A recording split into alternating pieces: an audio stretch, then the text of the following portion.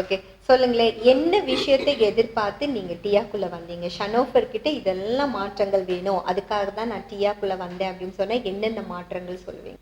பார்த்தா ஸ்டடீஸ்ல கொஞ்சம் கம்மியா தான் இருந்தா. இது சொன்னாலும் கேட்க மாட்டா. அவ பாட அவளோட வெளிப்படையாவே சொல்லிட்டீங்க, எது சொன்னாலும் கேட்க மாட்டா. ஓகே, ஃபர்ஸ்ட் கோவப்பட்டே இருப்பா, யார் கூட பேச மாட்டா. முதல் முறையா நீங்க பார்த்த சேஞ்ச் என்னது? பிஹேவியர் சேஞ்சஸ் பார்த்தேங்க. படிப்புல கொஞ்சம் இது பண்ணிட்டு இருக்காங்க. இன்ட்ரெஸ்ட் காமிச்சானா? கோவமெல்லாம் கொஞ்சம் கம்மியாயிருக்கு.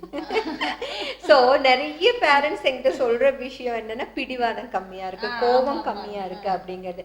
ரீடிங் ப்ராப்ளம் தான் உங்களை வந்து டியாக்கு கொண்டு போச்சு. எவ்வளவு நாளுக்கு அப்புறம் சேஞ்சஸ் உங்களுக்கு தெரிய ஆரம்பிச்சது? வந்து ஒரு அப்படியே ஒரு 3 months ஆனதுக்கு அப்புறமே இப்போ கொஞ்சம் சேஞ்சஸ் தெரிய ஆரம்பிச்சது. 4 கிளாஸ்லயே தெரிஞ்சிருச்சு. 4 கிளாஸ்லயே நல்ல பொறுப்பா வந்துட்டா. 2 மாசத்துக்கு அப்புறம் டியா கிளாஸ்க்கு அப்புறமா 2 மாசத்துக்கு அப்புறமா சேஞ்சஸ் பார்த்தீங்க.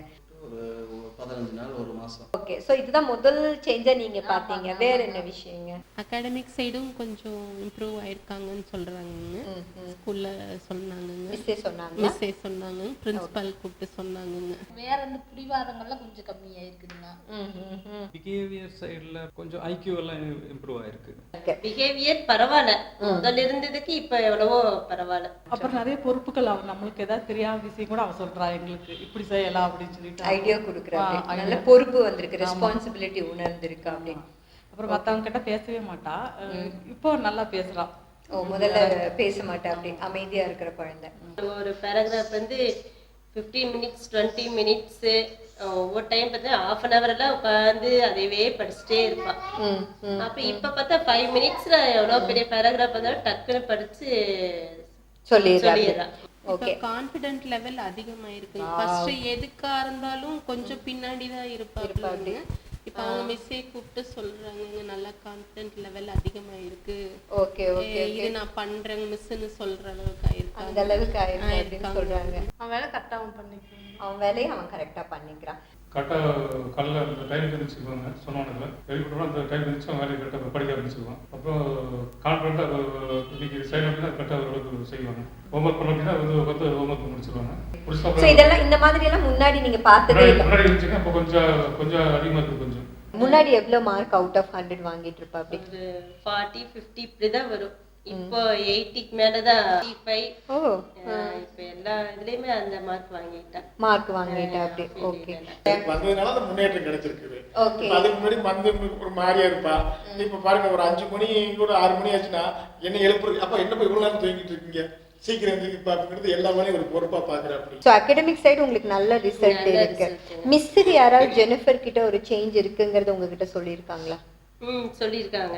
முதல்ல கிளாஸ்ல ஒரே துருதுருன்ட்டு ரொம்ப குறும் பண்ணிட்டு இருந்துட்டே இருப்பான்னு சொன்னாங்க. இப்போ நல்லா அமைதியா இருக்கா, கொஞ்சம் மாற்றம் தெரியுதுங்க, பரவாயில்ல, என்ன பண்ணீங்க அப்படின்ட்டு அவங்களே கேட்டாங்களா உங்ககிட்ட? ஓகேங்க. டிசிப்ளின் மணிக்கு இப்போ கொஞ்சம் பரவாயில்ல, கரெக்டாக அதே மாதிரி சாப்பாடெல்லாம் கரெக்டாக டைம் கரெக்டாக சாப்பிடுவாங்க. முதல்ல அந்த மாதிரி எல்லாம் இல்ல, கொஞ்சம் உங்களுக்கு அந்த வித்தியாசம் தெரியுது. ஓகேங்க. பிஹேவியர் சைடுல என்ன மாற்றமா நீங்க பாக்குறீங்க? பிஹேவியர் அவளோட வேலை வந்து அவளா வந்து இது வரைக்கும் இது செய்யவே இல்லை. நம்மளா ஒன்னொன்னா சொல்லி சொல்லி சொல்லி சொல்லி இப்ப அவளா வந்து எனக்கு ஹெல்ப் பண்றது கொண்டு எல்லாமே நல்லா பண்ணிட்டு இருக்கா. டியா மாதிரியான வகுப்பு இல்லாம இருந்திருந்தா, அதாவது பெரிய குழந்தை இருந்தப்போ எப்படி இருந்திருக்கும்? இல்லை, அஃப்கோர்ஸ் இப்போ 6th standard படிக்கிறான். இன்னும் 8th 9th போகும்போது ரீட் பண்ண முடியல அப்படின்னு சொன்னா அவன் கண்டிப்பாக டிஃபிகல்ட்டாக அவனால் எக்ஸாம் எழுத முடியாது, எதுவுமே மார்க் வாங்க முடியாது. ஸோ எப்படி நான் ஒரு 10th கிராஸ் பண்ணுறது 12th கிராஸ் பண்ணுறதுன்னு ஒரு ஃபியர் இருந்துட்டு. கண்டிப்பா அவ ஏதோ போற போக்குல போவா. நாங்க சரி இவளோட இது இவ்வளவுதான் அப்படின்ட்டு நாங்க நினைச்சிட்டு இருந்திருப்போம். ஆனா இப்போ இந்த டிஆ கிளாஸுக்கு போன ஒருபாடு இவளுக்குள்ள என்ன திறமை இருக்குதுங்கிறதெல்லாம் இப்போ எங்களால உணர முடியுது. சொசைட்டிக்கு தேவைங்களா டியா மாதிரியான வகுப்புகள்? கண்டிப்பாக நிறைய பேருக்கு இந்த மாதிரி சின்ன சின்ன ப்ராப்ளம்ஸ் இருக்குங்க. இப்போது வந்து நான் ஐக்யூ இருக்கும், அவங்களுக்கு வேறு எதுவும் தெரியாது, இப்போ படிக்க தெரியாது, லேர்ன் பண்ணுறது டிஃபிகல்ட்டிஸ் இருக்கும், இந்த மாதிரி பிரச்சனை இருக்கும். இந்த மாதிரி சில பிரெயின் ஆக்டிவிட்டிஸ் இருக்கும்போது ஆட்டோமேட்டிக்காக சம் சேஞ்சஸ் வரும். ஸோ அவுட் ஆஃப் 100 உங்கள் பாப்பாவுக்கு டியா கிளாஸ் மூலமாக எவ்வளோ பெர்சன்டேஜ் வந்து பர்ஃபெக்ஷனுக்கு வந்திருக்குன்னு நினைக்கிறீங்க? இப்போ 80க்கு மேலே வந்திருக்கு. 80 100 மார்க் கொடுக்கலாங்க.